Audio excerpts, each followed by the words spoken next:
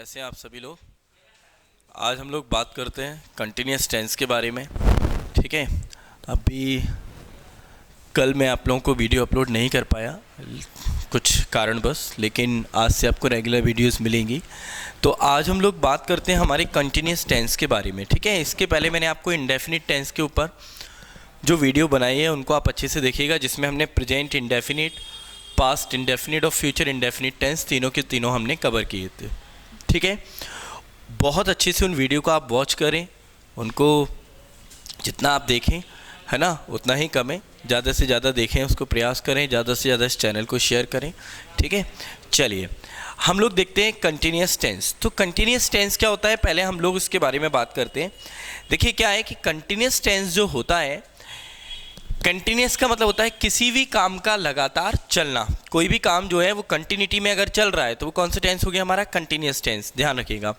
ठीक, अब देखिए पहले आपको इसको बहुत अच्छे समझना है कि कोई भी काम यहाँ शुरू हुआ और यहाँ से लेकर यहाँ तक चल रहा है। अच्छे से पहले समझे, यहाँ शुरू हुआ, यहाँ से लेकर यहाँ तक अभी चल रहा है और आगे भी चलता रहेगा।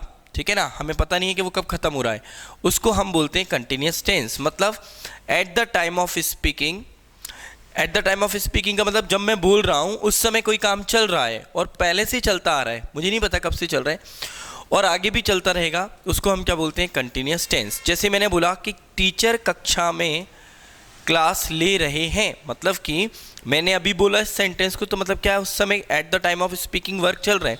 तो टीचर कक्षा में क्लास ले रहे हैं मतलब क्या हुआ, पहले उन्होंने शुरू करी। ये तो नहीं कि मेरे को देख के लेने लगी, मैं आया मैंने देखा टीचर कक्षा में क्लास ले रहे हैं, तो मतलब पहले से ले रहे हैं, अभी भी ले रहे हैं और आगे भी ले रहे होंगे, पता नहीं है कब तक लेंगे। ठीक है ना, तो इसको हम बोलते हैं कंटिन्यूस टेंस। ठीक है, आप लोग ऐसे याद नहीं रखो इसको कि रहा है, रही है, रहे है, याद कर लिया। ऐसे समझो कोई भी काम अभी कंटिन्यूटी में चल रहा है, पहले से शुरू हुआ है और अभी तक चल रहा है और आगे भरोसा नहीं है कब तक चलेगा, उसे हम कंटिन्यूस टेंस कहते हैं। जैसे मैंने बोला, अब देखो कुछ लोग इसको याद कर लेते हैं रहा है, रही है, तो ऐसा नहीं। मैंने बोला कि वह लेटा हुआ है। अब आप लोग बताएं कि कौन सा टेंस है, तो ये परफेक्ट टेंस नहीं है। परफेक्ट का मतलब होता है काम का कंप्लीट हो जाना। तो वह लेटा हुआ है, जैसे मैं आया मैंने देखा कि वह लेटा हुआ है, मतलब पहले लेटा, अभी भी लेटा है और आगे कब तक लेटेगा भगवान जाने। वह सो रहा है, ठीक है, वह लेटा हुआ है। मैंने बोला मैं खड़ा हुआ, ठीक है, तो अब पता नहीं मैं कब से खड़ा हूँ, मैं अभी भी खड़ा हुआ, speaking I am standing here, तो मैं यहाँ पर खड़ा हुआ हूँ, आगे कब तक खड़ा रहूँगा पता नहीं है। तो इसको हम क्या बोलते हैं, कंटिन्यूस टेंस। सभी को समझ में आया। तो आप लोग ऐसे ही याद रखें कि कंटिन्यूस का मतलब रहा, रही, रहे है। ठीक है ना, अब कंटिन्यूस टेंस में हम लोग देखते हैं सबसे पहले प्रेजेंट कंटिन्यूस टेंस को। ठीक है, अब देखिए प्रेजेंट कंटिन्यूस, तो मैंने आप लोगों को बताया कि प्रेजेंट का मतलब क्या होता है। मैंने फर्स्ट वीडियो में बताया था प्रेजेंट है, पास्ट था और फ्यूचर का। तो कंटिन्यूस का मतलब क्या है, कोई भी काम का लगातार चलना। तो जैसे मैंने इसको बोला कि रहा है, रही है, रहे हैं, ठीक है, ये तो है, पर आपको ऐसे समझना है कि कोई भी काम कंटिन्यूटी में चल रहा है। ठीक है, जैसे लेटा हुआ है, ठीक, बैठा हुआ है, तो ये क्या है, eight the time of speaking action is going on. ये अभी भी कोई काम क्या कर रहे हैं, चल रहा है। मैंने बोला मैं खड़ा हुआ हूं, तो भाई मैं अभी खड़ा हूं ना, तो ये क्या हो गया, कंटिन्यूस। आपने बोला मेरा भाई कमरे में लेटा हुआ है, तो मतलब अभी भी लेटा हुआ है ना वो, और कब लेटा पता नहीं है, तो ये कौन सा टेंस हो गया, हमारा कंटिन्यूस टेंस। ठीक है, तो हुआ है, हुई है, ये आ गया, तो ये भी आपका कौन सा टेंस होता है, कंटिन्यूस टेंस। ठीक है, तो ये क्या हो गई, इसकी पहचान हो गई। ठीक है ना, इसको हम हिंदी में इसकी आइडेंटिफिकेशन कह सकते हैं। ठीक, अब प्रेजेंट कंटिन्यूस टेंस अच्छे समझना। आपने अगर प्रेजेंट समझ लिया तो पास्ट और फ्यूचर में टाइम नहीं लगेगा। ठीक, अब प्रेजेंट कंटिन्यूस टेंस में क्या होता है, सब्जेक्ट, इसमें हम हेल्पिंग वर्ब के रूप में इज, एम, आर का यूज़ करते हैं, फिर मेन वर्ब में आईएनजी यूज़ करते हैं और इसके बाद क्या आता है, ऑब्जेक्ट। ठीक है, अब देखिए नेगेटिव बनाएंगे तो इज एम आर के बाद क्या आ जाएगा, नॉट इंटरोगेटिव में इज एम आर आगे आ जाएगा। जैसे ये हो गया अफर्मेटिव। नेगेटिव अब आप बनाएंगे तो नेगेटिव में, सॉरी, ये कैसा हो गया हमारा अफर्मेटिव। यदि आप इसका नेगेटिव बनाएंगे तो नेगेटिव में क्या होगा, ठीक है, नेगेटिव में क्या होगा, सब्जेक्ट प्लस, ठीक है, is, am, are, not, main verb ING form, then object. ठीक है, सभी को समझ में आ रहा है? तो नेगेटिव में क्या आएगा? मेन वर्ब में आईएनजी फॉर्म, नॉट कहाँ जाएगा? हेल्पिंग वर्ब के बाद। इसी का हम यदि इंटेरोगेटिव बनाते हैं तो इंटेरोगेटिव में क्या आएगा? इज एम आर का यूज़ हम सबसे पहले करेंगे। ठीक है, फिर सब्जेक्ट आ जाएगा, मेन वर्ब में आईएनजी फॉर्म आ जाएगी, देन ऑब्जेक्ट आ जाएगा। ठीक है, इसी तरह हम इसका WH वर्ड बनाएंगे तो WH वर्ड में क्या होगा? सबसे पहले WH वर्ड आएगा, इसके बाद सब्जेक्ट आएगा, फिर मेन वर्ब में आईएनजी फॉर्म आएगी, इसके बाद ऑब्जेक्ट आएगा। ठीक है, इसी को यदि हम हु वाले से बनाते हैं तो who, then is, then ING form और फिर ऑब्जेक्ट। ओके, तो हु वाले में हम किसका यूज़ करेंगे? इसका। ठीक है, इतना सभी को क्लियर हो गया? तो ओवरऑल आप लोगों ने देखा कि इज एम आर आईएनजी का यूज़ हम कंटिन्यूस टेंस में करते हैं। कोई भी काम लगातार चल रहा है, पहले से शुरू हुआ अभी तक चल रहा है और आगे का कोई भरोसा नहीं है, इसे हम क्या बोलते हैं? Continuous tense. ठीक है, अब देखिए, और at the time of speaking मतलब बोलते समय की बात चल रही है। ठीक, तो आप लोग इसका स्क्रीनशॉट ले लें, इसको नोट डाउन कर लें। ठीक है ना, ध्यान से। तो ये क्या हो गया? हमारा कंटिन्यूस टेंस। ठीक है, अब देखिए, अब आप लोगों को याद रखना है कि इसमें हम किसका यूज़ करते हैं? इज एम आर आईएनजी का। ठीक है ना, अब हम बात करते हैं कि वर्ब को, किस हेल्पिंग वर्ब को किस सब्जेक्ट के साथ कनेक्ट करना है। तो देखिए, जो हमारा सिंगुलर सब्जेक्ट होता है उसके साथ क्या आता है? इज। प्लूरल जो सब्जेक्ट होता है उसके साथ क्या आता है? आर। ठीक है, सिंगुलर के साथ इज, प्लूरल के साथ आर, और जो आई है इसके साथ क्या आता है? एम। ये आपको याद रखना है। ठीक, एग्जाम्पल देख लेते हैं हम लोग। जैसे मैंने लिखा first, she is standing on the roof. She is standing on the roof, क्या मतलब हुआ? अब देखो, कुछ लोग इसको इंग्लिश में बोलेंगे सी इज स्टैंडिंग, वह छत पर स्टैंडिंग खड़ी हो रही है, तो ये गलत है। She is standing on the roof अगर आपने बोला कि वह छत पर खड़ी हो रही है तो गलत है। जैसे आपने बोला सर वो छत पर खड़ी हो रही है, तो अब ध्यान से इसको समझना। मैंने बोला वह छत पर खड़ी हो रही है, मतलब अभी हो गई क्या? नहीं हुई। और कंटिन्यूस का मतलब क्या है?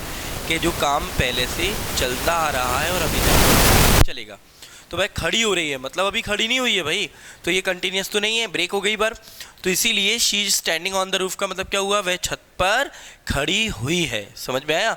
क्या होगा? वह छत पर खड़ी हुई है। ठीक, अब आप कहोगे कि सर अगर हमें बोलना है कि वह छत पर खड़ी हो रही है तो इसको कैसे बोलेंगे? तो कोई भी चीज़ जो हम बोल रहे हैं वह छत पर खड़ी हो रही है मतलब अभी नहीं हुई, अपकमिंग है, तो जो अपकमिंग होती है उसमें हम इस एम आर के साथ गोइंग टू का यूज़ करते हैं।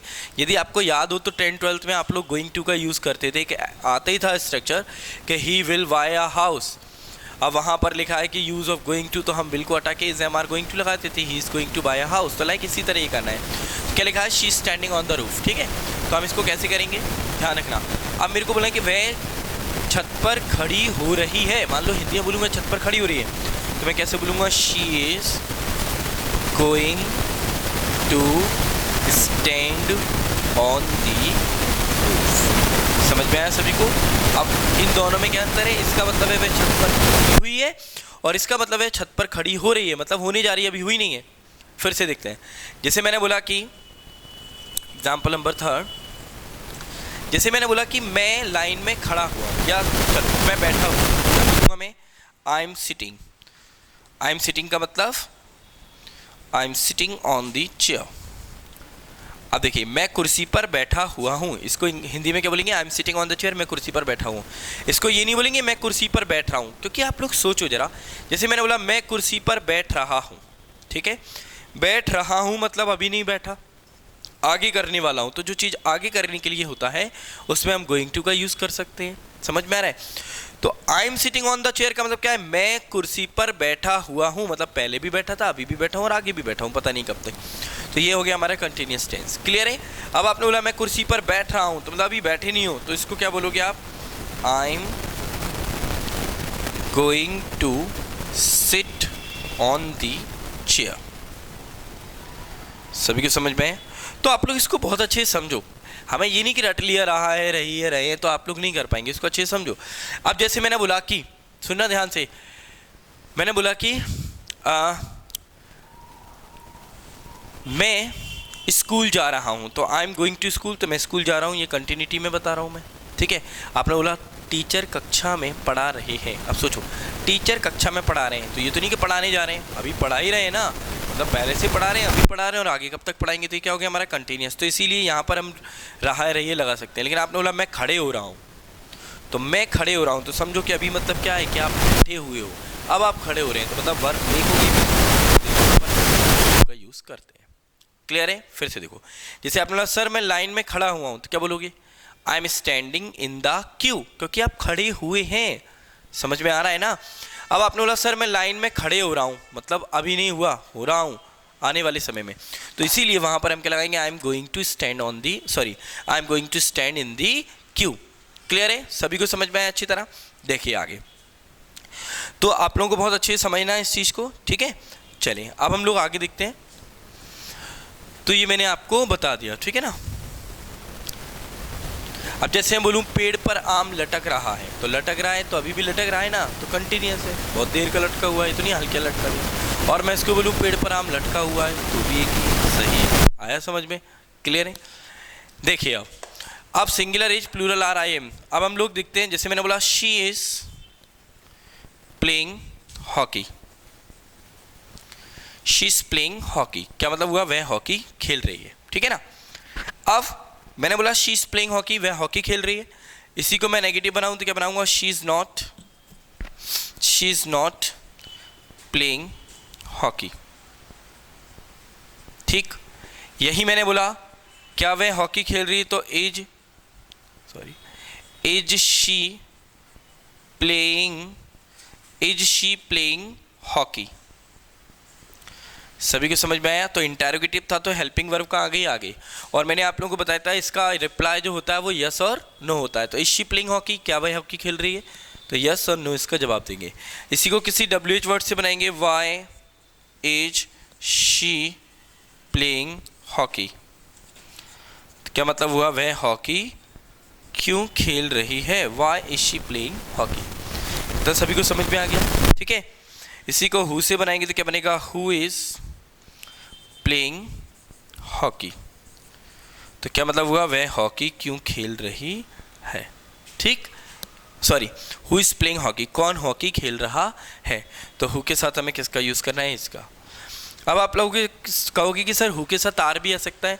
देखो जनरली हु के साथ सिंगुलर वर्ब यूज़ करते हैं, लेकिन आपने बोला कौन कौन हॉकी खेल रहा है, तो इसमें एक से ज़्यादा नाम लेंगे तब हम बोल सकते हैं who are playing hockey. Clear है? अच्छी तरह ये चीज़ समझ में आई आपको, ठीक है। चलिए, तो ये हमारा प्रेजेंट कंटिन्यूस टेंस मैंने आप लोगों को बहुत अच्छी तरीके से बता दिया, ठीक है ना। अपन सारी चीज़ों को बहुत इजीली समझेंगे, ठीक। आप लोगों को याद रखना है कंटिन्यूस का मतलब इज MR ING, इतना सभी को क्लियर हो गया। अब इसका यूज़ कहाँ किया जाता है? देखिए कि यदि आपको सुनना ध्यान से सभी लोग, कभी भी जैसे कंपैरेटिव डिग्री होती है, जैसे आपको लिखा है गेट, बिकम, ग्रो, ठीक है। ये तीन वर्ब अगर आपको ING फॉर्म में आती हैं, गेटिंग, बिकमिंग, ग्रोइंग, ठीक है, और इसके बाद यदि कोई एडजेक्टिव आता है तो वो हमेशा कंपैरेटिव डिग्री में आता है। किस में आता है? कंपैरेटिव डिग्री में। अब कंपैरेटिव डिग्री क्या होती है भाई? आप लोगों ने पढ़ा होगा positive, comparative, superlative, good, better, best, tall, taller, tallest, cool, cooler, coolest, big, bigger, biggest, beautiful, more beautiful, most beautiful. तो जिसमें मोर लगता है या ER लगता है वो हमारी कौन सी डिग्री होती है? कंपैरेटिव। तो इसका मतलब क्या हुआ? जैसे मैंने बोला कि शी इज गेटिंग फैटर, ठीक। तो इसके बाद हमेशा कौन सा? कंपैरेटिव डिग्री का एडजेक्टिव यूज किया जाता है, पॉजिटिव नहीं आता कभी भी। शी इज गेटिंग, अब आप लोगों ने लिखा sir she is getting fat, तो गलत है, शी इज गेटिंग फैटर, तो ये भी एक एरर बन जाता है, याद रखना, ठीक है ना। गेट, बिकम, ग्रो के बाद अगर कोई एडजेक्टिव आएगा तो वो किस में आएगा? कंटिन्यूस में। She is getting better, she is getting fatter, क्या मतलब हुआ? वह मोटी होती जा रही है, ठीक है ना। मैंने बोला you are becoming more handsome day by day, तो तुम दिन प्रतिदिन कैसे हो रहे हो? सुंदर होते जा रहे हो। इसको हम डबल यूज भी कर सकते हैं, you are becoming more and more handsome, ठीक है। You are getting fatter and fatter, ठीक है। तो इसको हम डबल कंपैरेटिव भी इसका यूज़ कर सकते हैं। तो इनके बाद हमेशा कंपैरेटिव डिग्री का एडजेक्टिव यूज़ किया जाता है, ठीक है ना। चलिए आगे देखते हैं हम लोग। देखिए अब इसमें मैं आपको बताया कि एग्जाम में मान लीजिए किस तरीके से क्वेश्चन आया, जैसे मैंने बोला कि शी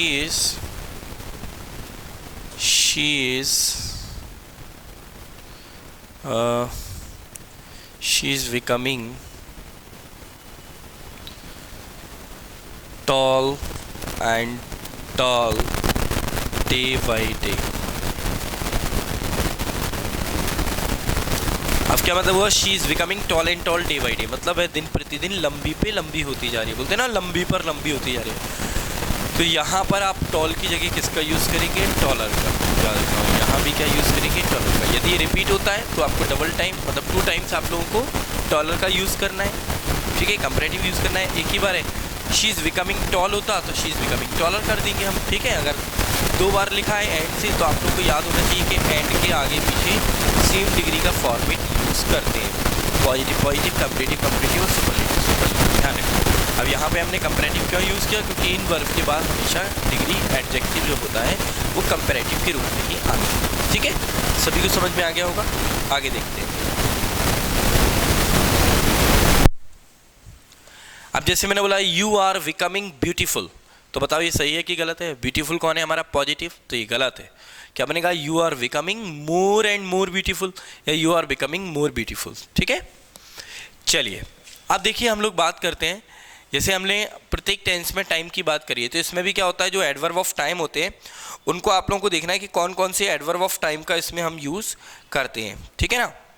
तो याद रखना है इसमें जो यूज़ करते हैं हम किसका यूज़ करते हैं, now, always, at this time, at present, ठीक है, continuously, ठीक। इन एडवर्ब का हम इसमें यूज करते हैं, ठीक है ना। at this moment, all the time, ठीक। तो इनका हम जब भी आपको ये वर्ड मिल जाए, ठीक है, तो आपको किसका यूज़ करना है, कंटिन्यूस टेंस का, प्रेजेंट कंटिन्यूस का।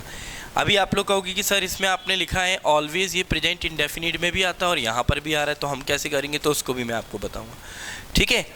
अब फिलहाल के लिए कि आपको नाउ, अब, ऑलवेज, हमेशा, इस समय, एट प्रेजेंट, इस वक्त, लगातार, इस क्षण, ऑल द टाइम, हर समय, तो ये वर्ड आपको मिले तो आपको कौन सा टेंस यूज़ करना है, कंटिन्यूस टेंस। इसके बाद यदि आपको लिखा है टुमारो, क्या लिखा है, टुमारो या नेक्स्ट प्लस टाइम, अगर ये आपको दिया है तो भी आपको कौन सा टेंस यूज़ करना है, प्रेजेंट कंटिन्यूस टेंस। अब आप लोग कहोगे कि सर ये जो आपने दिया है इसका यूज़ तो आपने फ्यूचर इंडेफिनिट में भी बताया था, ठीक है, और इसका यूज़ आपने प्रेजेंट इंडेफिनिट में भी बताया था, और इसका यूज़ आपने बताया था कि ऑलवेज के साथ कोई पास्ट का टाइम दिया हो तो पास्ट इंडेफिनिट का भी यूज़ कर लेते हैं। हाँ, तो ये सही है, कोई दिक्कत नहीं है। अब मैं आप लोगों को उसी बात पे बता रहा हूँ आगे। जैसे लिखा है आपको, पहले अपन ये देखते हैं, ठीक है ना, फिर इन पे बात करेंगे। जैसे लिखा है शी डैश, ठीक है,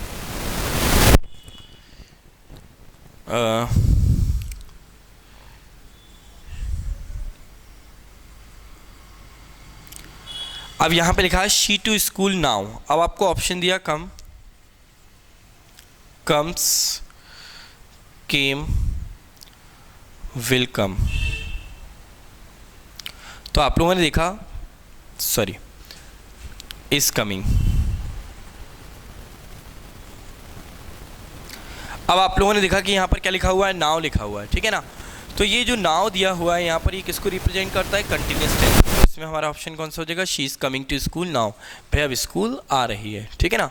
मैंने बोला यू डैश,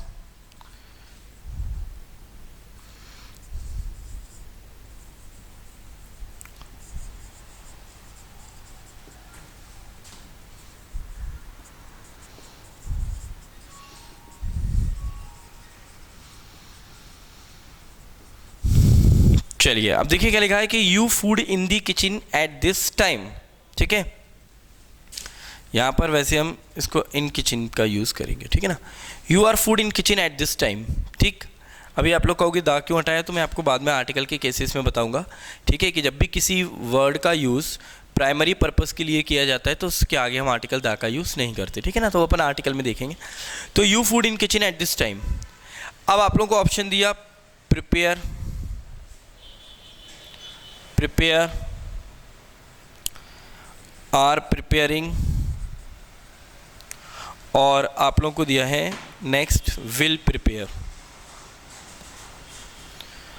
तो आप इसको बहुत अच्छे से ये समझें कि आपने देखा क्या लिखा है एट दिस टाइम, तो eight this time, at this moment, all the time, at present, continuously, ये कभी भी आपको वर्ड दिखाई दे तो आपको कौन सा टेंस यूज़ करना है, प्रेजेंट कंटिन्यूस। तो क्या आएगा, you are preparing food in at this time.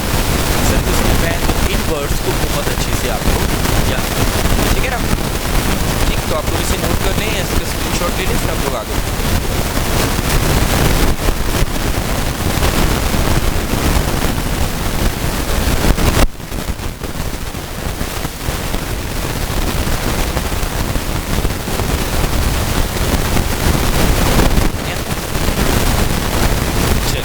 अब देखें अपन लोगों ने यहाँ पर थोड़ा सा ऑलवेज को देखा, देखिए क्या है कि ऑलवेज कंटिन्यूसली, अगर आपको ये वर्ड देखा तो इसमें हमें कंटिन्यूस का यूज़ कब करना और इंडेफिनिट का कब करना।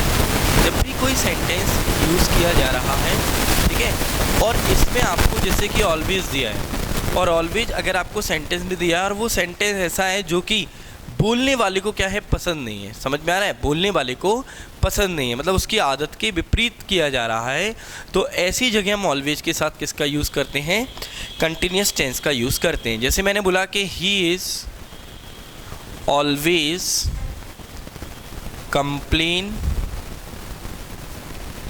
और कंप्लेनिंग, तो मैं बोल रहा हूँ कि वह हमेशा शिकायत करता रहता है। मतलब क्या है कि मेरे को ये चीज़ अच्छी नहीं लग रही है, तो जो बोलने वाला जो वक्ता होता है उसकी इच्छा के विरुद्ध अगर कोई काम होता है तो वहाँ पर हम किसका यूज़ करते हैं, ऑलवेज के साथ कंटिन्यूस टेंस का यूज़ करते हैं।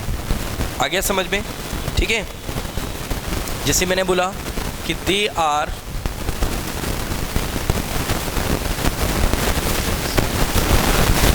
कंटिन्यूसली डिस्टर्बिंग अस। अब आप लोग देख सकते हैं कि दे आर कंटिन्यूसली डिस्टर्बिंग अस, ठीक है। तो यहाँ पे हमने लिखा है कि दे आर कंटिन्यूसली डिस्टर्बिंग अस, मतलब वो लगातार हमें क्या करते रहते हैं, डिस्टर्ब करते रहते हैं, परेशान करते रहते हैं, ठीक है ना। तो यहाँ पे हमने किसका यूज़ किया, दे आर कंटिन्यूसली डिस्टर्बिंग अस, मतलब वो लगातार हमें क्या करते रहते हैं, डिस्टर्ब करते रहते हैं, ठीक। तो इसके साथ हमने किसका यूज़ कर दिया, ING फॉर्म का। क्यों यूज़ किया, क्योंकि डिस्टर्बिंग जो है मतलब कि जो बोल रहा है उसको ये चीज़ें, ठीक है ना। मैंने बोला my grand mother is always murmuring at me. अब मैं क्या बोल रहा हूँ कि दादी हमेशा मुझ पे क्या करती हैं, बड़बड़ाती रहती हैं, तो मतलब मेरे को अच्छा नहीं लगता ये चीज़, तो ये मेरी इच्छा के विरुद्ध है, तो इसलिए इसमें हम किसका यूज़ करेंगे, कंटिन्यूस टेंस का, ठीक है। इतना सभी को समझ में आ गया। चलो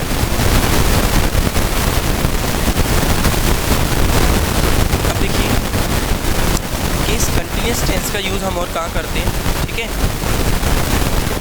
इस कंटिन्यूस टेंस का हम रेगुलर, हाँ अभी मैंने आप लोगों को बताया था टुमारो और नेक्स्ट डे, टुमारो और नेक्स्ट डे पे, और देखिए टुमारो और नेक्स्ट डे दिया है तो आप फ्यूचर इंडेफिनिट भी लगा सकते हैं, प्रेजेंट कंटिन्यूस भी लगा सकते हैं, दोनों में आपको ऑप्शन देखना पड़ेगा। अब जैसे लिखा है कि शी डैश, ठीक है, गोइंग टू अमेरिका टुमारो, तो यहाँ पे आप क्या लगा देंगे, she is going to America tomorrow, ठीक है। यहाँ हम इस MR का यूज़ भी कर सकते हैं, मैं इसको ऐसे बोल सकता हूँ, she will go to America tomorrow, दोनों ही सही, मतलब कि अब आप लोग थोड़ा सा याद रखें कि कंटिन्यूस टेंस का यूज़ लगातार कोई प्रोसेस हो रही है उसके लिए भी कर सकते हैं, अपकमिंग फ्यूचर के लिए भी कर सकते हैं। जैसे कि मैंने बोला कि आज शाम को आप लोग क्या कर रहे हैं, तो अब शाम की बात कर रही है, मतलब कब की बात है, अपकमिंग फ्यूचर की।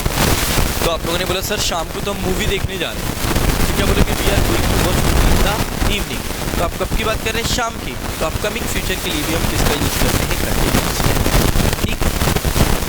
दूसरा, कोई प्रोसेस लगातार चल रही है उसके लिए भी हम कंटिन्यूस टेंस का यूज़ कर सकते हैं। जैसे मैंने बोला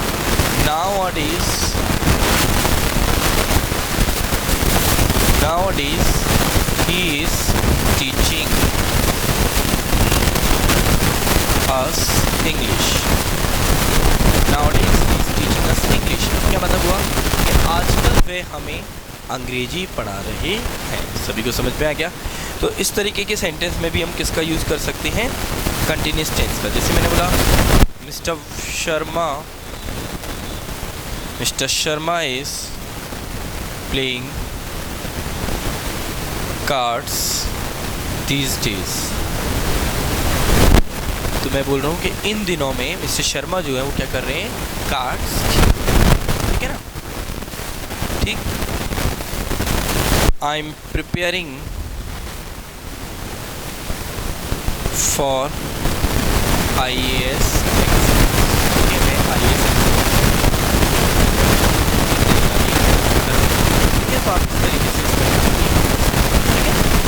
चलिए, तो आप लोगों को समझ में आ गया। तो ये था हमारा प्रेजेंट कंटिन्यूअस टेंस। ठीक है, अब देखिए कि नेक्स्ट वीडियो बनाऊंगा मैं उसमें, क्योंकि वो एक अच्छी लंबी चौड़ी वीडियो बनेगी और उसमें मैं आप लोगों को बताऊंगा कि बहुत सारी ऐसी वर्ब होती है जिनका यूज़ हम कंटिन्यूअस टेंस में नहीं करते, पर उसको मैं अभी नहीं आपको मतलब तीनों कंटिन्यूअस टेंस अभी करूँगा, प्रेजेंट पास्ट फ्यूचर। उसके बाद उन वर्ब्स को मैं आपको बताऊँगा उनका यूज़ हम कंटिन्यूअस टेंस में नहीं करेंगे। ठीक है ना? तो अब हम देखते हैं प्रेजेंट के बाद आता है हमारा पास्ट कंटिन्यूअस। ठीक, पास्ट कंटिन्यूअस का मतलब क्या होता है? रहा था, रही थी, रहे या बैठा हुआ था, लेटा हुआ था, इस तरह। ठीक है ना? मतलब कि अब हम उस समय की बात कर रहे हैं, एट दैट टाइम ऑफ, मतलब उस समय कोई काम कंटिन्यू चल रहा था, उसके लिए हम किसका यूज़ करते हैं? पास्ट का मतलब उस समय कोई घटना। जैसे मैंने बोला कि इसमें आप किसका यूज़ करेंगे? सब्जेक्ट, वॉज, वर्ब और ING फॉर्म। इसके बाद आप किसका यूज़ करेंगे? ऑब्जेक्ट का यूज़ करेंगे। ठीक है ना? अब देखिए, मैं इसका केवल आपको अफर्मेटिव बता रहा हूँ, नेगेटिव में क्या आएगा? इसके बाद नॉट आ जाएगा, इंटरोगेटिव में वॉज वर आगे आ जाएगी। तो आपको याद रखना है मेन कि was were ING past continuous की वर्ब होती है। ठीक, इसमें आप आई के साथ किसका यूज़ करेंगे? वॉज का। सिंगुलर के साथ किसका यूज़ करेंगे? वॉज। और प्लूरल जो है उसके साथ आप किसका यूज़ करेंगे? वर्ब का यूज़ करेंगे। ठीक है, अब जैसे बोला आपने कि I was reading eight that time. अब देखो, एट दिस टाइम का मतलब क्या हुआ? इस समय। और एट दैट टाइम का मतलब क्या हुआ? उस समय। तो मैं इस समय पढ़ रहा हूँ। ठीक है ना? तो इज एम आर आ गया, उस समय पढ़ रहा था, तो क्या आ जाएगा? एट दैट टाइम आ जाएगा। ठीक है, तो I was reading eight that time, उस समय में पढ़ रहा था। ठीक है, जब मतलब तुम आए या तुम मेरे से बात कर रहे हो किसी टाइम के बारे में, तो उस समय। अब देखो, इसी तरह पास्ट की कौन कौन से एडवर्ब होते हैं उसमें हम बात करते हैं। जैसे आपने पास्ट क्या होता है? देन। नाउ मतलब क्या होता है? अब। और देन का मीन्स क्या होता है? तब। तो then, at that time, this की जगह क्या आ जाएगा? That, at that time. ठीक है, एट दैट मोमेंट।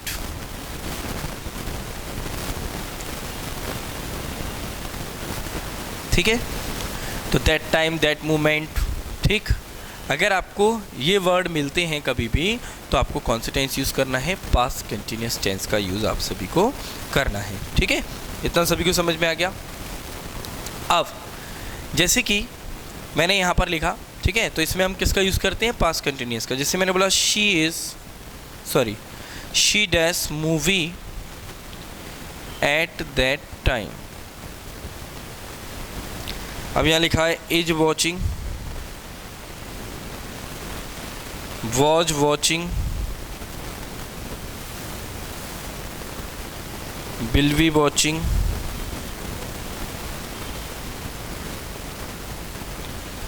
ठीक है, और वॉच। अब आप लोग लिखें कि she movie eight that time, तो एट दैट टाइम दिया यहाँ पर, तो एट दैट टाइम जो है वो किसको बताता है? आप लोगों ने देखा, eight that time, at that moment किसको बताता है? हमारा पास्ट कंटिन्यूअस को। तो क्या आ जाएगा? She was watching movie eight that time, वह उस समय पिक्चर देख रही थी। आ गया सभी को अच्छी तरह समझ में? ठीक है, चलिए।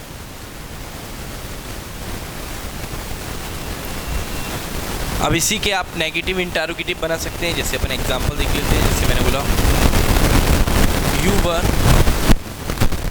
You were dancing,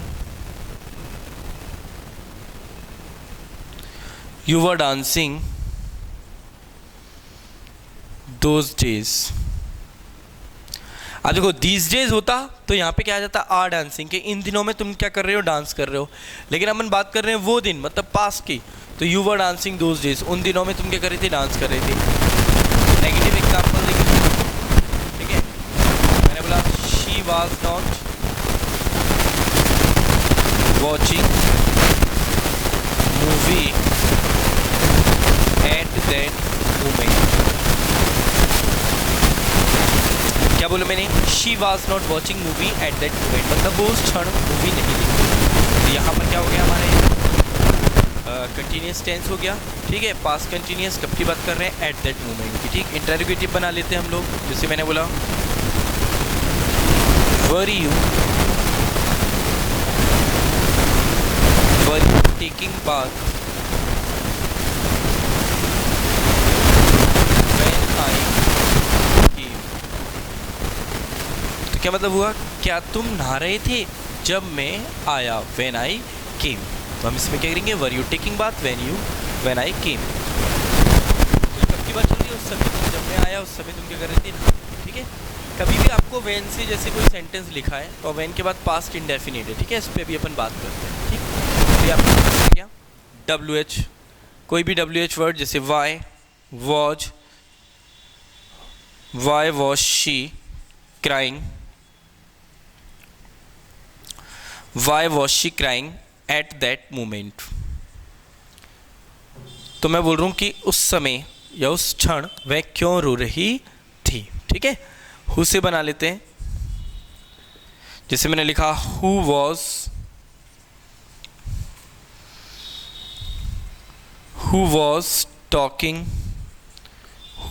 talking to you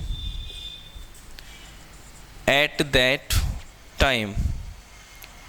तो उस समय तुमसे बात कौन कर रहा था, मतलब हम पास्ट की बात कर रहे हैं, ठीक है। इतना आ गया सभी को समझ में। चलिए नोट कर लिया करो या स्क्रीनशॉट ले लीजिएगा आप लोग इसके, ठीक है ना।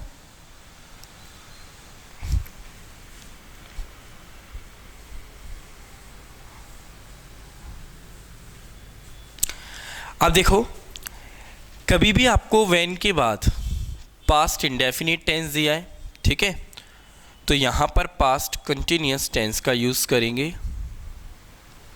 कब, जब वो काम क्या हो रहा है, उस समय की बात करें, उस समय चल रहा था, तो हम किसकी बात करेंगे, कंटिन्यूस की। पर यदि कोई काम मतलब कोई पास की घटना घटी और एक काम के पहले दूसरा काम हो गया, तो फिर हम पास्ट इंडेफिनिट के साथ पास्ट परफेक्ट टेंस का यूज़ करते हैं। यहाँ पर किसका यूज़ करेंगे, पास्ट परफेक्ट टेंस का। कब, जब कोई काम पहले ही हो गया। जैसे मैंने बोला कि when I reached home she was playing। तो मैं उस समय की बात करूं कि जब मैं घर पहुंचा, I reached the station, when I reached the station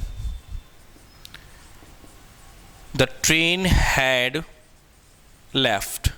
अब क्या मतलब हुआ, जब मैं स्टेशन पहुंचा ट्रेन क्या हो चुकी थी, जा चुकी थी। तो मतलब मेरे पहुंचने के पहले ही कोई काम हो गया, तो फिर हम इंडेफिनिट और परफेक्ट का यूज़ करेंगे। और उस समय की बात चल रही है तो हम किसका यूज़ करेंगे, कंटिन्यूस का, ठीक है। मैं ऑरली आप लोगों को बता देता हूँ। जैसे मैंने बोला कि when I went home, ठीक है, when I went home, जब मैं घर गया, mother was cooking food in kitchen। तो क्या मतलब हुआ, जब मैं घर पहुंचा मम्मी किचन में खाना बना रही थी। तो ये क्या हो गया हमारा, पास्ट इंडेफिनिट पास्ट कंटिन्यूस, उस समय की हम बात कर रहे हैं, ठीक है। अब यही मैंने बोला कि when I reached home the guest had gone away. अब मैं क्या बोल रहा हूँ कि जब मैं घर पहुंचा तो जो मेहमान थे, ठीक है, when I reach the home the guest had gone away, तो मेहमान जो है वो क्या कर चुके थे, जा चुके थे, मतलब पहले ही काम हो गया। तो इसमें हम परफेक्ट का यूज़ करते हैं, ठीक है। चाहो तो इसका स्क्रीनशॉट ले लो। चलिए,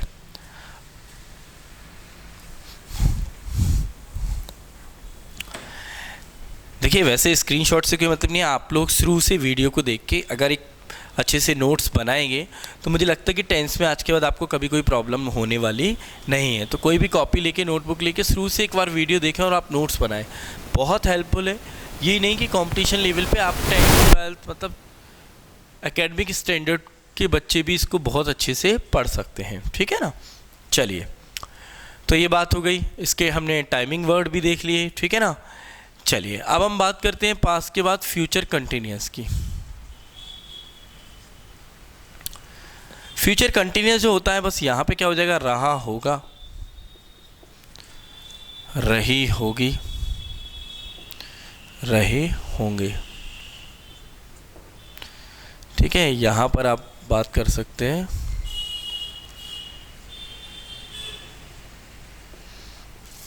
हुआ होगा।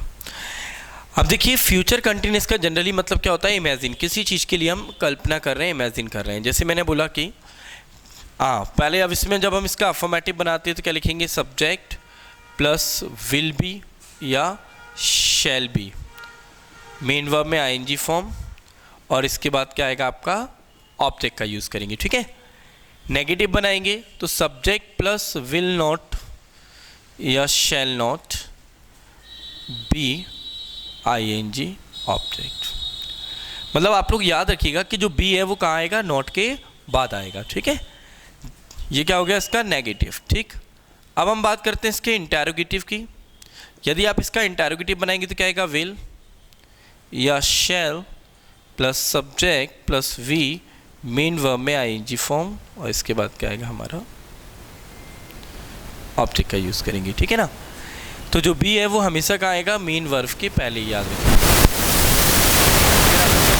लिखेंगे तो क्या आएगा, WH वर्ड, फिर विल या शैल, फिर सब्जेक्ट, फिर बी, फिर आईएनजी, और इसके बाद फिर हम किसका यूज़ करेंगे, ऑब्जेक्ट का यूज़, ठीक है ना। WH word, will, shall, subject, V, ING plus object. तो इसमें हम किसका यूज़ करते हैं, विल बी और शैल बी का। हु वाला जो है इसमें आप किसका यूज़ करेंगे, केवल who plus will be, ING form plus object, ठीक है। तो अब आप लोगों ने देखा, हम लोग फ्यूचर में पहले ही पढ़ चुके हैं कि आई और वी जो होता है इसके साथ जनरली हमें किसका यूज़ करना है, शैल का। तो इसमें क्या आएगा, शैल बी, और बाकी जो हमारे थर्ड पर्सन या सेकंड पर्सन है ना, you, we, they, sorry we हटा दें, थर्ड पर्सन और second person, he, they, she, ठीक है, इट, नेम, कोई भी एक नाम या एक से ज़्यादा नाम, इन सभी के साथ हम किसका यूज़ करेंगे, विल बी का यूज़ करेंगे, ठीक है। तो बस आपको क्या याद रखना है, इसमें विल बी और शैल बी, इसको नोट डाउन कर लीजिए, इसका स्क्रीनशॉट ले लीजिए, ठीक है।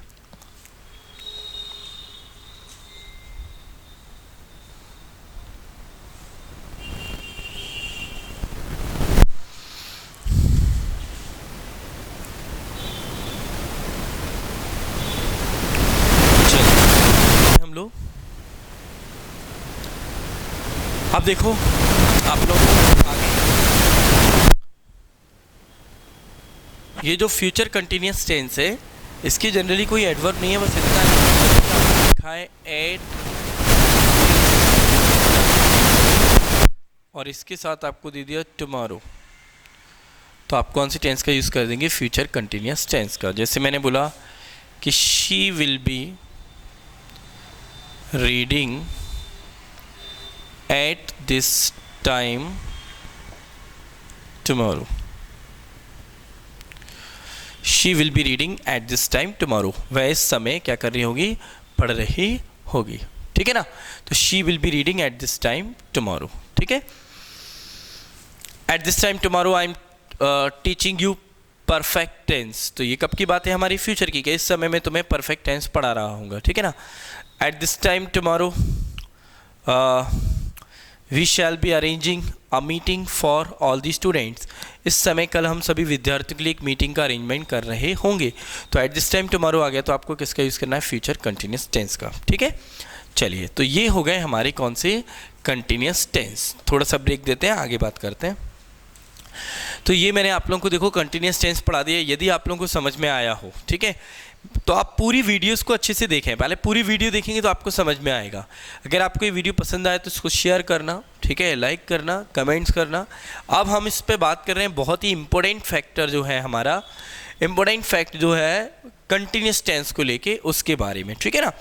तो थोड़ा सा मेरे को मतलब कुछ वर्ब्स तो जनरली याद है, पर मैं वैसे सीक्वेंस में भूल जाऊँगा, तो मैं आपको बता देता हूँ कि verb is not used in continuous and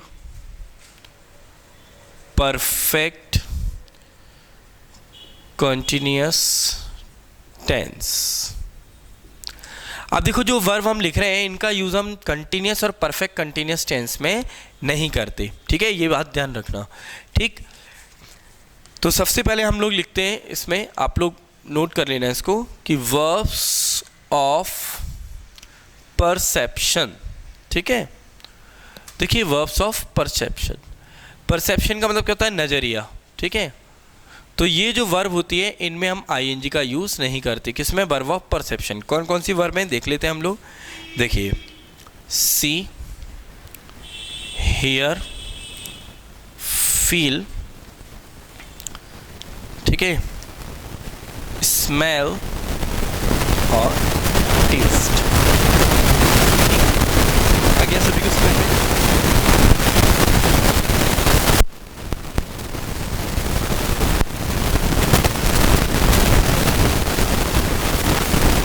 notice और रिकॉग्नाइज, ठीक है। ठीक, इन वर्ब में हम आईएनजी का यूज़ नहीं करते, ठीक, पहला। दूसरा है हमारा verbs of appearance. Verb of appearance, verb of appearance कौन सी होती है हमारी? लुक, रिजेंबल, ठीक है, सीम, अपीयर, ठीक। इसके बाद सी नंबर पे हम बात करते हैं वर्ब्स ऑफ इमोशंस।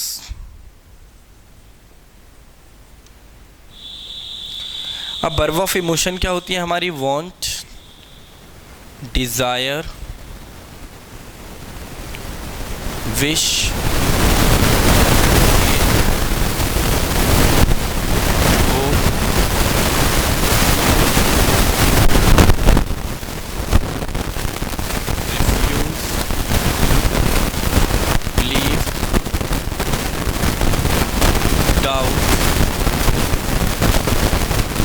लोथ, ठीक है, माइंड, केयर, डिटेस्ट, एडोर,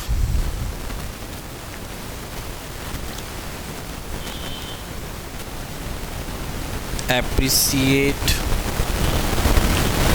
ठीक है, एडमायर, फियर, एक्सपेक्ट। इसके बाद डी पार्ट्स में लिखते हैं हम verbs of thinking,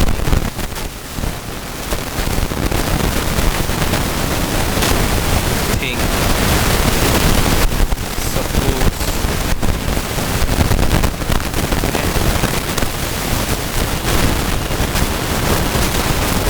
agree, consider,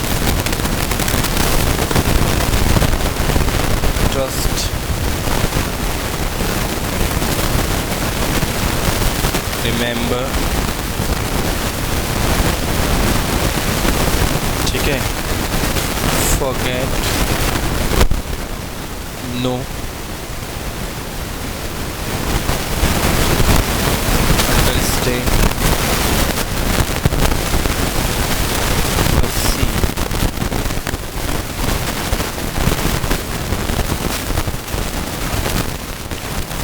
perceive,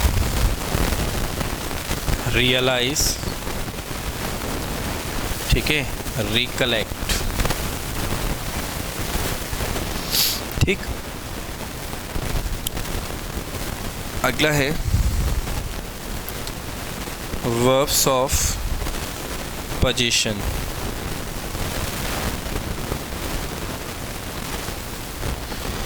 verbs of possession में आती है हमारी belong,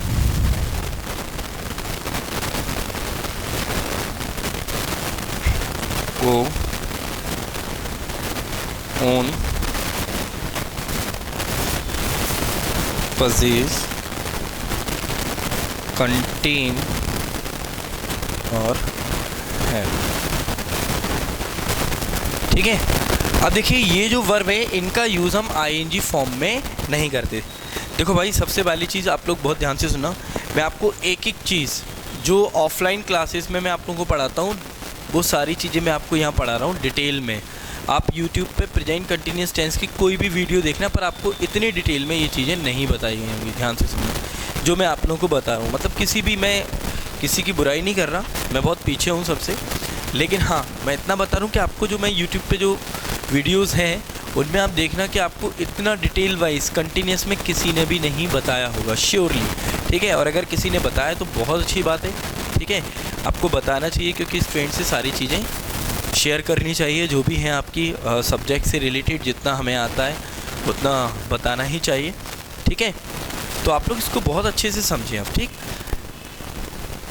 जनरली क्या है कि ये जो हमारी वर्ब्स हैं इनका यूज़ हम कंटिन्यूस टेंस में नहीं करते। परसेप्शन नज़रिया हो गया आपका, अपीयरेंस हाव भाव हो गया, देखना जो हमारी इंद्रियों से चलता है जनरली, इमोशंस हमारी फीलिंग्स को बताते हैं जो, ठीक है, भाव को बताते हैं, चाहना, इच्छा रखना, वर्ब्स ऑफ सोचना, सपोज करना, वर्ब्स ऑफ पोजीशन को रखना, तो इनमें हम आईएनजी का यूज़ नहीं करते, ठीक है। तो आप इसको बहुत अच्छे से नोट कर लें या स्क्रीनशॉट ले लें, ठीक है। 2 मिनट लिए ब्रेक, ठीक है ना।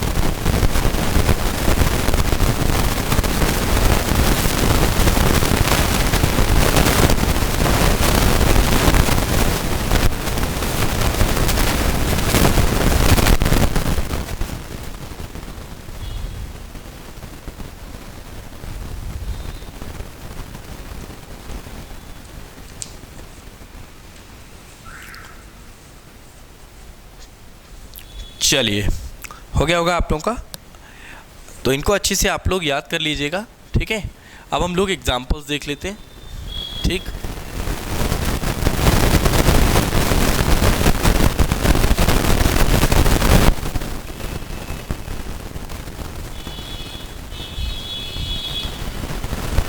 अब जैसे कि मान लीजिए आपको आया कि एग्जाम में आया I am liking it now, तो याद रखना I am liking it now ये आपका गलत है।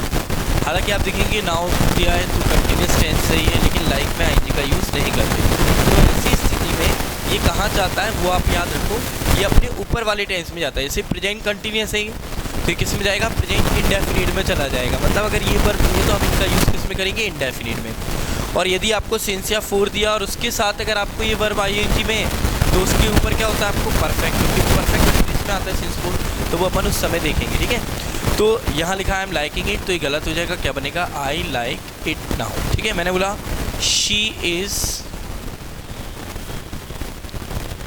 Is hating me, she is hating me now, तो ये भी गलत है, क्या बनेगा शी हेट्स मी नाउ, क्योंकि हेट्स में हम आईएनजी का यूज़ नहीं करते, ठीक है। जैसे मैंने बोला कि she loves me now, sorry she is loving me now, तो यहाँ पे क्या आ जाएगा, लविंग की जगह शी लव्स मी नाउ, ठीक है। तो इसको हम किस में यूज़ करेंगे, प्रेजेंट इंडेफिनिट टेंस में। आ गया सभी को समझ में। अब मान लीजिए यहाँ पे होता कि he is understanding me, he is understanding me, तो अंडरस्टैंडिंग नहीं होगा, क्या बनेगा, ही इज अंडरस्टैंड्स मी। सभी को समझ में आ गया अच्छी तरीके से। तो इन वर्ब का यूज़ हम आईएनजी फॉर्म में नहीं करते। जैसे आया I am having a car, तो यहाँ पर ये गलत है, I am having a car, क्या बनेगा, आई हैव अ कार, ठीक है, आई एम हैविंग नहीं, ठीक है, क्लियर हो गया कि हैव का मतलब क्या है, यहाँ रखने से। अब इसी हैव का यूज़ लेना भी होता है, क्या होता है, लेना, तब आप इसमें आईएनजी यूज़ कर सकते हैं। जैसे आपने बोला sir I am having lunch, I am having food, तो मतलब क्या हुआ, मैं खाना ले रहा हूँ, फूड ले रहा हूँ, मतलब वहाँ पर, ठीक है, I am having dinner, I am having breakfast, तो वहाँ पर हम इसमें आईएनजी का यूज़ कर सकते हैं, लेकिन रखने के सेंस में आप हैविंग नहीं करें। अब आपने बोला आई एम हैविंग अ कार, तो इसका मतलब नहीं मैं कार ले रहा हूँ, लेने का मतलब खाने पीने से, तो यहाँ पे ये तो नहीं मैं कार को खा रहा हूँ या ले रहा हूँ, तो यहाँ पे क्या है, आई हैव अ कार, मतलब मैं कार रखता हूँ, ये मेरे पास कार है। लेकिन आपको हैविंग का यूज़ ऐसे आप कर सकते हैं आईएनजी में किसी भी लेने के सेंस में। जैसे आपने बोला sir I am having dinner, I am having lunch, I am having breakfast, ऐसे ही हो सकता है I am having shower, I am having bath, मैं नहा रहा हूँ, तो इस तरीके से हम इसका यूज़ कर सकते हैं, ठीक है। चलिए अब देखें, यही चीज़ें आपको अगर कोई पास्ट का टाइम होता है तो इन्हें पास्ट के डेफिनिट टेंस में यूज़ कर सकते हैं, फ्यूचर का होता है तो फ्यूचर में यूज़ कर सकते हैं। जैसे आया she was understanding, she was understanding me at that time. अब आपने देखा eight that time past continuous को बताता है, तो ये सही है, लेकिन अंडरस्टैंड में आईएनजी नहीं लगता, तो इसीलिए यहाँ पर क्या आएगा फिर, अंडरस्टूड। अब हमने इसको पास्ट में क्यों लिखा, क्योंकि eight that time past continuous में, तो उसके ऊपर में जाएगा, मतलब पास्ट इंडेफिनिट टेंस में। क्लियर है इतना, सभी को समझ में आया, ठीक है। अच्छे से समझो, नहीं आए तो मेरे को आप लोग कमेंट्स बॉक्स में जो भी आपको प्रॉब्लम हो वो लिख के मेरे को सेंड करके भेजिए, ज़्यादा से ज़्यादा आप पहले देखो इसको, ठीक है ना, और शेयर करो सभी को। चलिए अब आगे देखते हैं हम लोग, इतना सभी को समझ में आ गया। तो इन वर्ब में हम आईएनजी का यूज़ नहीं करते। अब क्या है, कई कई बच्चों के क्वेश्चंस होते हैं, सर कि हम लोगों ने तो सुना है कि लविंग होता है, अंडरस्टैंडिंग होता है,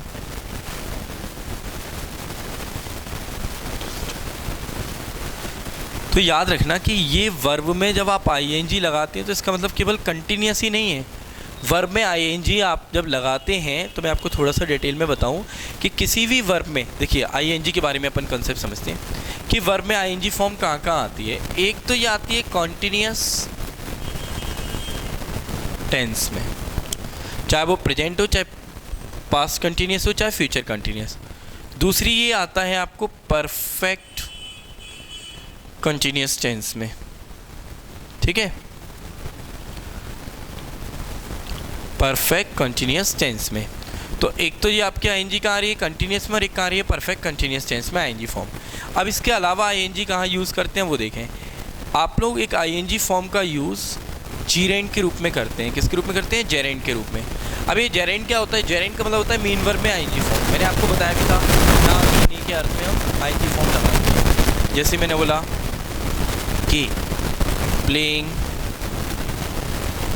इज़ माई हॉबी, खेलना मेरी हॉबी है, तो यहाँ पर जो प्लेइंग वर्ड है ये हमारा क्या है, जेरेंड के रूप में यूज़ कर रहे हैं। यहाँ नाउन के रूप में यूज़ किया जा रहा है, सब्जेक्ट के रूप में यूज़ किया जा रहा है, तो यहाँ ये कौन हो गया हमारा, जेरेंड। तो यहाँ ये कंटिन्यूस टेंस नहीं है।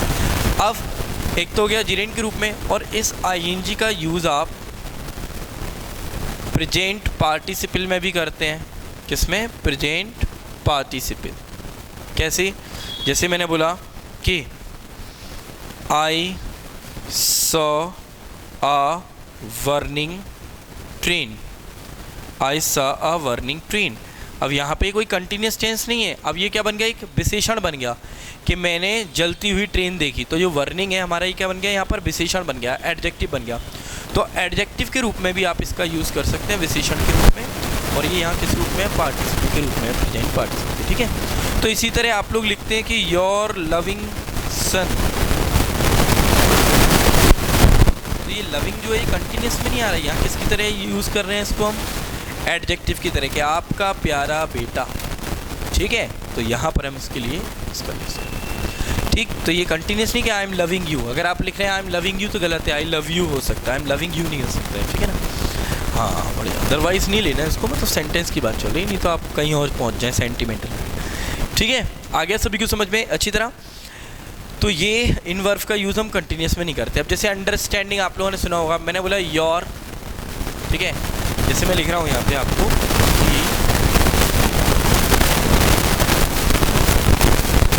देखिए योर अंडरस्टैंडिंग इज नॉट, तो your understanding is not good. अब ये कोई कंटिन्यूस टेंस नहीं है, अब यहाँ पे हम लिख रहे हैं कि तुम्हारी अंडरस्टैंडिंग अच्छी नहीं है, मतलब सोच अच्छी नहीं है। तो यहाँ अंडरस्टैंडिंग जो हो गया किसका काम कर रहा है, तुम्हारी सोच, मतलब एज अ नाउन हम इसका यूज़ कर रहे हैं, ठीक है। कोई कंटिन्यूस टेंस नहीं है। चलिए अब देखिए आप लोग कि जैसे हम बात करते हैं हियर, अब हियर का अर्थ होता है सुनना और सुनवाई करना, ठीक है। तो अगर आप इस हियर को सुनवाई करने के अर्थ में यूज़ करते हैं तो आप इसमें आईएनजी का यूज़ कर लेंगे, लेकिन सुनने के अर्थ में करेंगे तो आईएनजी का यूज़ नहीं करेंगे। जैसे मैंने बोला आई एम हियरिंग यू, तो मतलब क्या हुआ कि मैं तुम्हें सुन रहा हूँ, तो ये गलत है, सुनने के सेंस में हम इसका यूज़ नहीं करेंगे। तो क्या बोलेंगे आई हियर यू, ठीक। लेकिन यही होता कि द जज इज हियरिंग द केस, तो यहाँ पर ये हियरिंग जो है, यहाँ पर ये सुनवाई करने के अर्थ में, तो यहाँ पर हम इसका यूज़ कर सकते हैं। ये कुछ वर्ब हैं जिनके दो मीन्स होते हैं, ठीक है। आगे सभी को समझ में। इसी तरह जैसे थिंक है, तो थिंक का मतलब क्या होता है, सोचना, ठीक है। और एक होता है किसी संभावना पर विचार करना। तो जब इस थिंक का यूज़ किसी संभावना के ऊपर हम यूज़ करें तो वहाँ पर हम इसमें आईएनजी का यूज़ कर सकते हैं। जैसे मैंने बोला आई am thinking he is mad, तो मैंने बोला कि मैं सोच रहा हूँ कि वह पागल है, तो यहाँ पर आई एम थिंकिंग नहीं होगा, क्या होगा I think he is mad, मतलब यहाँ पर हम इसमें यूज़ नहीं कर सकते किसका, थिंक में आईएनजी का, ठीक है ना। अब यही मैंने बोला कि I am thinking of going to America, मैं अमेरिका जाने के बारे में सोच रहा हूँ, तो हम यहाँ पर आईएनजी का यूज़ कर सकते हैं। और एक और चीज़ आप लोग याद रखना कि थिंकिंग के बाद आपको ऑफ या टू दिया हो, ठीक है, तो आप थिंकिंग यूज़ कर सकते हैं। I am thinking to go to America भी हो सकता है, बस टू के बाद वी फर्स्ट आएगा और ऑफ के बाद आईएनजी फॉर्म आएगी। किसी भी प्रीपोजिशन के बाद वर्ब हमेशा आईएनजी फॉर्म में आता है, केवल टू के बाद वर्ब की फर्स्ट फॉर्म आती है, याद रखना, ठीक है। इसी तरह याद रखना जैसे कि आपको आया स्मेल, अब स्मेल का अर्थ होता है एक तो सूंघना और एक होता है दुर्गंध आना। तो याद रखना अगर सूंघने के अर्थ में तो हम इसमें आईएनजी यूज़ कर सकते हैं, पर दुर्गंध आने के सेंस में आईएनजी यूज़ नहीं कर सकते, ठीक। जैसे मैंने बोला कि he is smelling the packet, तो क्या मतलब हुआ कि वह पैकेट को सूंघ रहा है, स्मेल कर रहा है, सूंघ रहा है, तो सूंघने के अर्थ में क्या हो जाएगा, आईएनजी आ सकता है। लेकिन मैंने बोला कि द पैकेट इज स्मेलिंग, तो अब क्या मतलब हुआ कि पैकेट जो है वो क्या कर रहा है, गंद मार रहा है, दुर्गंध दे रहा है, तो अब यहाँ क्या आएगा, द पैकेट स्मेल्स, तो गंध आने के सेंस में हम इसमें किसका यूज़ करते हैं, प्रेजेंट इंडेफिनिट टेंस का, ठीक है। आपने बोला I am smelling the flower, तो मतलब क्या हुआ, मैं फूल को सूंघ रहा हूँ, तो वहाँ पे आपको क्या आ जाएगा, स्मेलिंग। लेकिन आपने बोला कि फॉर एग्जांपल आपने बोला कि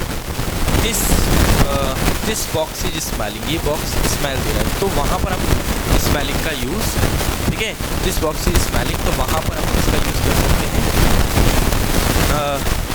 बॉक्स इज स्मेलिंग, तो वहाँ पर आपको किसका यूज़ करना पड़ेगा, फर्स्ट फॉर्म का यूज़ करना पड़ेगा, दिस बॉक्स स्मेल्स। ठीक है, दुर्गंध की सेंस में क्या लगाते हैं इसमें। ठीक, सभी को समझ में आ गया। चलिए, इसी तरह सी जो वर्ब होती है, सी का अर्थ होता है एक तो मिलना और एक अर्थ होता है इसका देखना। तो जब आप मिलने के सेंस में यूज़ करेंगे तो आप इसमें आइए देखने के अर्थ, जैसे आपने बोला कि I M,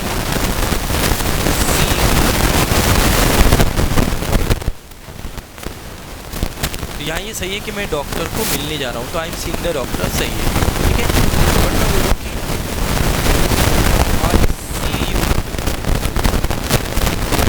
I am seeing you daily,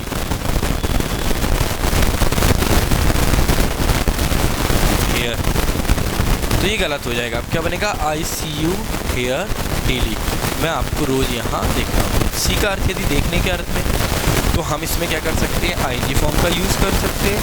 sorry, देखने के अर्थ में तो हम इसका यूज़ आईएनजी में नहीं कर सकते, पर मिलने के सेंस में तो आईएनजी का यूज़ कर सकते हैं। ठीक है, तो ये सारी वर्ब हैं, इनको अच्छे से आप लोग समझिए। अगर कोई दिक्कत आए तो मेरे से पूछिए। ठीक है, मैंने आपको बता दिया, अगर इसमें कोई भी कमी पेशी रह गई होगी तो मैं आपको नेक्स्ट वीडियो में बता दूंगा। लेकिन आप लोग इस वीडियो को अच्छे से वॉच करें, और अगर इसमें कोई भी प्रॉब्लम्स आती है तो नीचे कमेंट बॉक्स में लिख के आप बताएं। ठीक है, और अगर आपको कोई भी दिक्कत है तो आप बार बार बोलता हूँ 9713 इस नंबर पर आप कॉन्टेक्ट करके कोई भी प्रॉब्लम होगी है। तो आज के लिए इतना ही, थैंक यू सो मच। ठीक है, मिस्टर आशीष कमिया, तो इसके लिए आप बहुत अच्छे से समझिए, पढ़िए। ठीक है, तो आपका दिन शुभ हो। आज के लिए केवल इतना ही, ज़्यादा से ज़्यादा हमारे चैनल को सब्सक्राइब करें, लाइक करें और शेयर करें। Thank you.